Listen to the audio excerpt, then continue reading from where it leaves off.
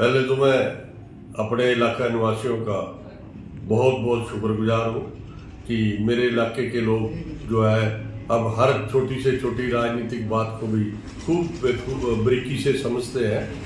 मैं अपने भाइयों के साथ ही अपने विचार साझा ये करना चाहता हूँ कि किसान जो है वो अपने हकों की लड़ाई लड़ रहा है और इस भारतीय जनता पार्टी की सरकार ने, सेंट्रल गवर्नमेंट ने पहले इनसे वायदा किया, स्टेटमेंट दी और उस वक्त इन्होंने ये खूब फैलाया कि आदरणीय प्रधानमंत्री जी जो बात कहते हैं वो उसको पूरा करते हैं, लेकिन वो अपनी बातों से मुकर गए।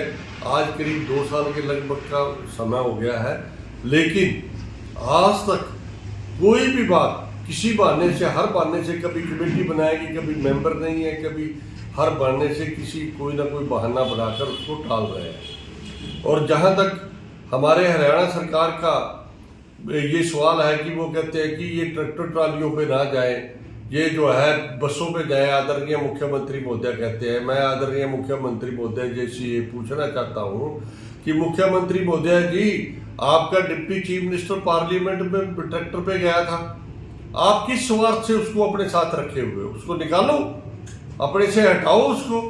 अगर आप ये दूसरे लोगों को रास्ता रोक रहे हो, संविधान का दिया हुआ जो आर्टिकल 19 के तहत जो राइट है उसको इन्फ्रिंज कर रहे हो।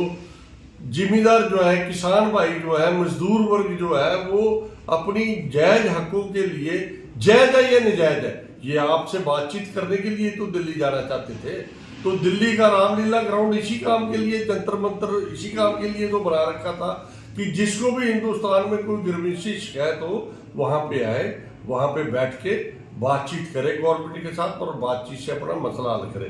और आप उनके ऊपर जो है नई नई तकनीक से अब जो है ड्रोन से उनके ऊपर शेलिंग कर रहे हो। इससे शर्मनाक और क्या बात हो सकती है?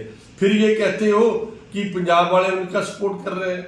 मैं आपसे पूछना चाहता हूं कि आप किस कानून के तहत सड़कों पे किले गाड़ रहे हो? ये किस संविधान में लिखा है? आप भी तो उल्लंघन कर रहे हो। आप भी तो 341-42 दूसरों का रास्ता रोक के धारा 341, 342 और उनको जान से मारने की धमकी, लाठियां मार रहे हो। 323, 307 के तहत जुर्म कर रहे हो और शेलिंग कर रहे हो उनकी जान लेने के लिए। आपके डीजीपी के खिलाफ, आपके एसपी अम्बाला के खिलाफ और आपके खिलाफ भी तो मुकदमा दर्ज होना चाहिए। उस बात को लेते हैं तो फिर कहते हो जी आप हरियाणा पंजाब को बांटने लग जाते हो, आपने वहां पे बॉर्डर बना दिया। ये बड़ी शर्मनाक बात है। आप कानून और संविधान के दायरे में रहकर काम कीजिए। हम आपसे गुजारिश करते हैं, मैं आम आदमी पार्टी का हरियाणा प्रदेश का उपाध्यक्ष लीगल सेल होने के नाते हाथ जोड़कर रिक्वेस्ट करता हूं कि आप कानून के तहत काम कीजिए। आप मुख्यमंत्री कानून के तहत बने हैं, आपने संविधान की शपथ ली है, तभी हम आपको अपना मुख्यमंत्री मान रहे हैं। यदि कानून के तहत आपने शपथ ना ली होती तो हम आपको अपना मुख्यमंत्री नहीं मानते, हम आपका आदेश नहीं मानना था।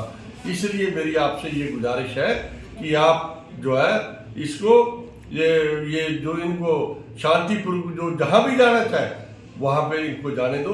क्योंकि आप रोड टैक्स के नाम पे जो जिस रोड ट्रैक्टर की बात कर रहे हैं, जब वो रजिस्ट्रेशन कराने के लिए जाता है तो रजिस्ट्रेशन फीस देता है। फिर जब आप उसमें डीजल डलवा सकते हो, फिर आपने तीसरा टोल प्लाजा लगा रखे हैं, उसमें टैक्स लेते हो। अरे जिम्मेदारों को कब तक आप लूटोगे?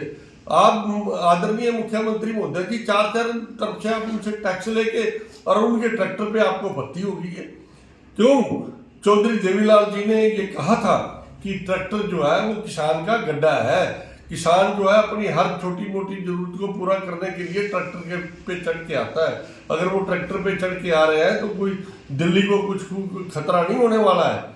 तो इसलिए पहले भी वो वहां पे बैठे रहे हैं, आपने उनको रास्ते में रोका था। उनको रामलीला ग्राउंड में जाने दो, जंतर मंतर पे जाने दो। अगर फिर भी उड़दंगबाजी करते हैं तो आप कानून के तहत उनके खिलाफ कार्रवाई कर लेना।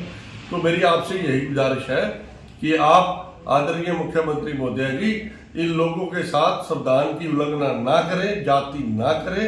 ये बहुत ही घिनौनी हरकत है जिसे मैं आम आदमी पार्टी का एक छोटा सा वर्कर होने के नाते घोर निंदा करता हूं और आपको ऐसा करने के लिए हाथ जोड़ के रिक्वेस्ट करता हूं कि इसको मना कीजिए, अपनी सरकार का आदेश दीजिए कि ऐसा काम ना करें।